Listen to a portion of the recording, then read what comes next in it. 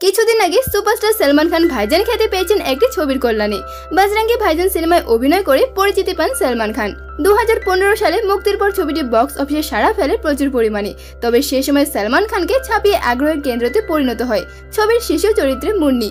এই চরিত্রে অভিনয় করেছিল মাত্র 7 বছর বয়সী এক মেয়ে। তার নাম হলো হর্ষালি মালহোত্রা।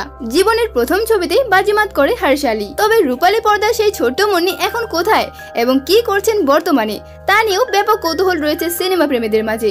এর কারণ বজরঙ্গি ভাইজানের পর আর কোনো বলিউড সিনেমায় তাকে আর দেখা যায়নি। শিশু হর্ষালি এখন আর সেই ছোট্টটি নেই, এখন সে 14 বছরের কিশোরী। বলিউড সিনেমায় অভিনয় না করলেও তাকে টিভির পর্দায় দেখা গেছে।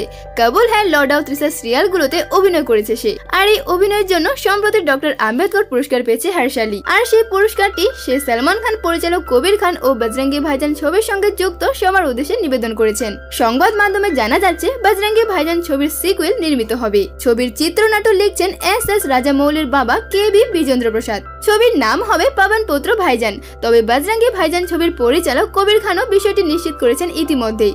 আর সেই ছবিতে মুন্নির চরিত্রটি থাকবে কিনা বা থাকলেও সেই হর্ষালিকে দেখা যাবে কিনা তা জানা যায়নি। অবশ্য শিশু চরিত্রে অভিনয়ের সময়টি প্রায় পার করে এসেছেন সেই ছোট্ট হর্ষালি মালহোত্রা।